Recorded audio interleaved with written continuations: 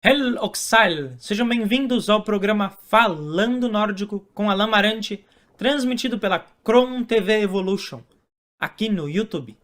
Eu sou Alan Marante, jornalista, tradutor, escritor e sacerdote do Forneceder, a fé nórdica ancestral. Eu sou o fundador do projeto cultural Caminho Nórdico, que atua com traduções de textos em nórdico antigo, com a runologia, a ciência e o estudo das inscrições rúnicas, e com a prática do Forneceder, a religião nórdica ancestral. Aqui no programa Falando Nórdico, vocês recebem informações acerca da cultura escandinava, tanto antiga quanto moderna. Vocês aprendem sobre as línguas nórdicas com ênfase no Norrønt-mål, na língua nórdica antiga, e recebem também instruções acerca da prática do Forneceder. Este é o conteúdo que vocês encontram aqui no programa Falando Nórdico, transmitido sempre pela Kron TV, trazendo para vocês ciência, terapias integrativas e espiritualidade. Curtam, compartilhem e comentem. Ativem as notificações para não perder nenhum conteúdo da Kron TV, não só do Caminho Nórdico, mas de toda a programação da Kron TV Evolution, da Cris de Pascoal.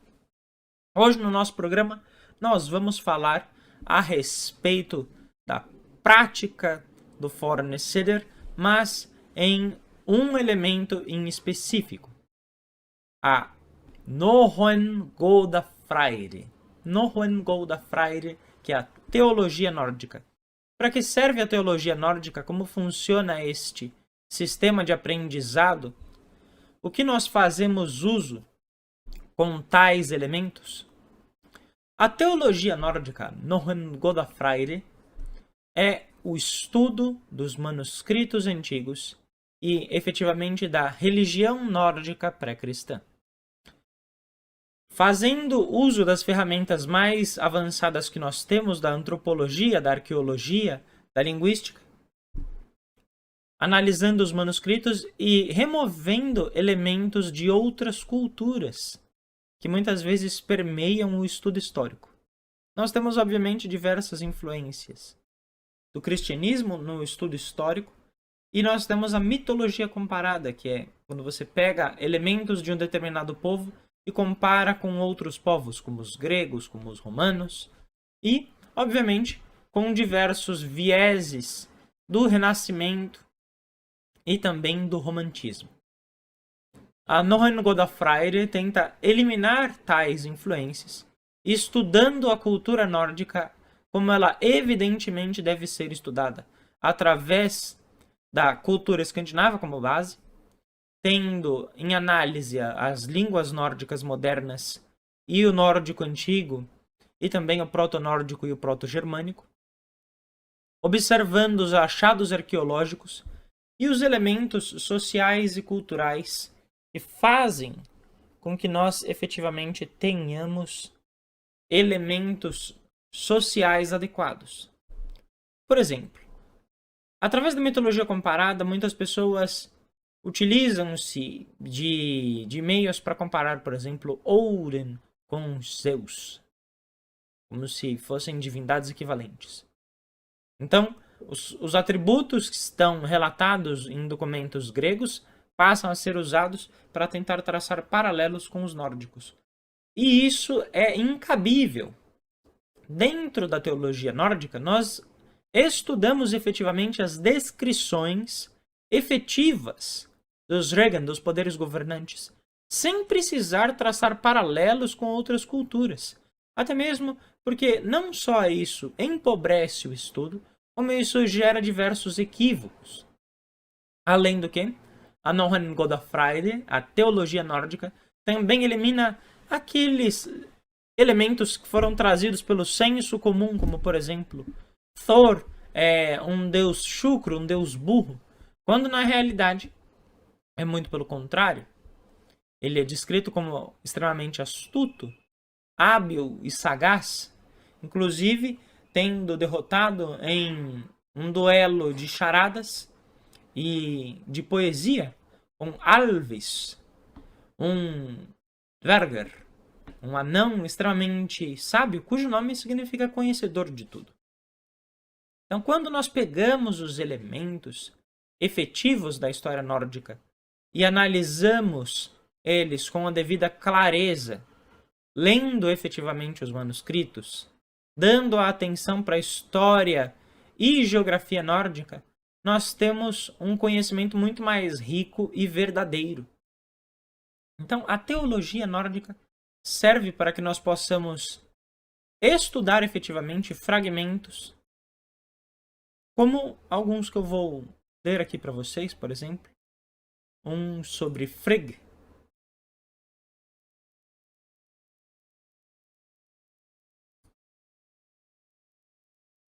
Esse aqui foi composto por Brian Branston no seu livro Goldok Garpar or Nohoenum Sogum, Os Deuses e os Poderes Antigos nas Histórias Nórdicas.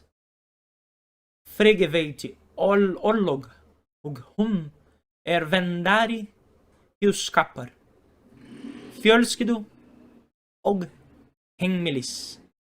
Frigga conhece o destino de todos, e ela é protetora do matrimônio, da família e do lar. Então, este é um fragmento de um livro, embora mais recente. Ele mantém a tradição da descrição dos poderes governantes, tal como é feito nos manuscritos antigos. E aqui ele fala que Frigg conhece o destino de todos os seres, ou seja, ela é extremamente poderosa e sábia, e ela protege os lares e matrimônios, e isso não faz dela uma divindade menos importante. Porque dentro do senso comum, muitas pessoas pensam que divindades do lar são divindades minoritárias, quando na realidade, na cultura escandinava, o lar é o abrigo inviolável, o mais sagrado de todos os recintos. Então, quando uma divindade ela governa o lar, ela protege o lar e a família, ela com certeza é uma divindade de grande valia. Até mesmo porque os nórdicos não são uma sociedade individualista. Tanto os dinamarqueses, quanto os noruegueses, quanto os islandeses, quanto os suecos, são povos extremamente ligados à comunidade, ligados à família, ligados à preservação da sociedade. Desde as suas leis até mesmo as suas práticas sociais e culturais, eles visam efetivamente a manutenção da sociedade como um todo. E por isso, Frigg é também chamada de Drottning Ausåkusinja, a rainha soberana dos poderes incitadores e das forças divinas femininas. Então não tem como ela ser rebaixada a meramente uma deusa do lar e do matrimônio, porque isso é o senso comum.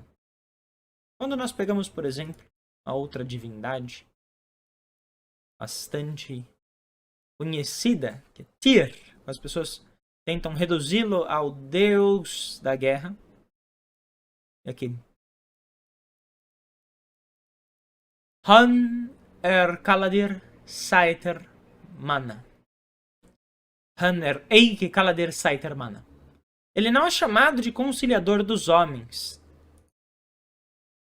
Um fragmento da Snorraeda, porque muitas pessoas dizem, ele é o deus da justiça, ele cessa os conflitos, ele traz os homens para a justiça. Na realidade, a divindade que representa a justiça entre os nórdicos, a lei dos homens, é Forseti. Tyr é efetivamente um arauto dos conflitos. Ele incita as disputas e faz com que efetivamente os homens tenham a coragem necessária para que eles enfrentem os seus inimigos. Então, chamá-lo de Deus da Justiça é, na realidade, errôneo, porque ele é uma divindade que traz o conflito. E, embora ele abençoe os guerreiros, e ele esteja, por exemplo, relacionado com algumas profissões, até mesmo modernas, como bombeiros e policiais, e também, obviamente, os soldados de guerra, ele não traz paz, e sim traz a força do conflito, e faz com que aquele conflito tenha um propósito nobre e ele gere efetivamente frutos. Então, quando as pessoas pedem para Tyr, para trazer os inimigos à justiça, pode ter absoluta certeza que a justiça de Tyr é por meio das armas. Então, você será envolto em grandes conflitos E se você não for corajoso nem hábil, você não será exitoso. Este é outro ponto crucial da Norrön-Godafride, da teologia nórdica. O que efetivamente as divindades governam e como elas atuam. O que os povos antigos falavam a respeito delas, o que os achados arqueológicos nos revelam, quais eram os sacrifícios feitos, quais eram as ofertas que as pessoas faziam para tais poderes divinos. Então, através destes elementos, nós vamos desmistificando o senso comum, a mitologia nórdica, porque hoje já não se fala mais em mitologia nórdica, e sim em teologia nórdica. Nós estamos estudando manuscritos de um povo que existe até hoje. Os nórdicos que habitam hoje a Escandinávia, os suecos, os dinamarqueses, os noruegueses, eles são descendentes diretos dos povos antigos do século IX, do século X, que habitaram e ainda habitam tais terras. As pessoas descendem diretamente destes homens e mulheres que lutaram bravamente e transformaram a Escandinávia em um epicentro da Europa durante muitos séculos. Países extremamente poderosos, com exércitos grandiosos, de grandes feitos e domínios sobre o continente europeu. Então, o que nós temos hoje é efetivamente estes descendentes. Diversas vezes nós vemos as pessoas falando, que os nórdicos são literalmente descendentes dos vikings. E nós sabemos, os vikings não são uma nação, uma profissão, é um estereótipo, mas as pessoas descendem dos homens e mulheres nórdicos, dos noruegueses, dos dinamarqueses, dos suecos que habitaram aquelas terras no passado. Então, efetivamente, sim, eles são homens e mulheres que descendem de povos que ali vivem há mais de 3.000 anos e que durante a Era Viking, há mais de 1.000 anos atrás, dominaram a Europa com a sua astúcia, sabedoria e força. Então, as pessoas que hoje preservam a cultura escandinava, que habitam a península escandinava, efetivamente carregam a cultura nórdica consigo. Então, aqui eu estou abrindo este parêntese importante. Será que efetivamente nós estamos estudando os povos nórdicos como eles devem ser estudados? Será que nós estamos aprendendo efetivamente aquilo que é descrito nos textos antigos? Será que efetivamente nós estamos sendo respeitosos para com os descendentes destes povos tão poderosos e milenares? Será que efetivamente nós não estamos simplesmente pegando os nossos valores modernos e tentando transformar a cultura escandinava em algo moderno e ocidental? E é isso que nós vamos fazer aqui cada vez mais. Vou trazendo para vocês fragmentos de textos antigos para que nós possamos questionar. Será que efetivamente a cultura nórdica hoje não está sendo simplesmente transformada num produto cultural? Porque, como eu disse em vários programas aqui, e eu falo isso no Projeto Caminho Nórdico, nas nossas redes sociais, no Facebook, facebook.com/caminho nórdico e @caminho nórdico, o que é efetivamente a religião nórdica? O Fornesider, ele não é uma reconstrução de um passado. Ele é efetivamente a preservação da cultura, da língua, da religião nórdica, feita por diversos homens e mulheres que resistiram à cristianização e resistiram à globalização. São pessoas que preservam a sua cultura. É através do trabalho de museus, através do trabalho dos runologistas, através do trabalho dos linguistas, dos historiadores, dos arqueólogos e efetivamente também dos sacerdotes e sacerdotisas, os Godar e as Gidur, que amam verdadeiramente os poderes governantes, os poderes incitadores, as sagradas forças divinas femininas, as donzelas do divino. São estes filhos de uma sagrada e antiga terra, que efetivamente se dedicam na preservação do Fornesider e da Norrön-Godafride, porque é um estudo acadêmico, nós temos rigor técnico, nós lemos efetivamente fragmentos, os traduzimos e os trazemos para a análise. desfrutando da sabedoria presente em cada palavra, em cada fragmento. E aqui eu encerro este programa com uma oração, uma bæn em nórdico antigo.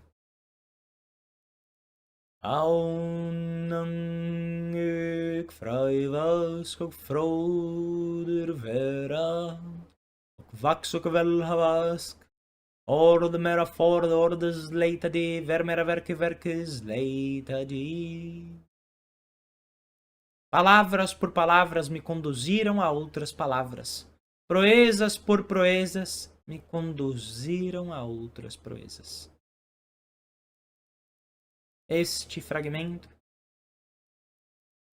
é um guia de conduta para todos nós, que possamos sempre buscar a melhor versão de nós mesmos. E que nós possamos entender que muitas vezes aquilo que nós sabemos sobre os povos nórdicos é uma modernização do conhecimento, uma comparação com outras culturas, e infelizmente isso empobrece demais. Mas o trabalho do caminho nórdico visa efetivamente trazer a sabedoria antiga e fazer com que vocês possam ter um contato legítimo com a cultura nórdica, sem precisar buscar isso na Escandinávia, embora claramente ir até os países nórdicos é uma experiência inigualável. Mas que nós saibamos, é possível aqui no Brasil preservar e entender a cultura nórdica. É isso que nós vamos fazer cada vez mais aqui no programa Falando Nórdico na Kron TV.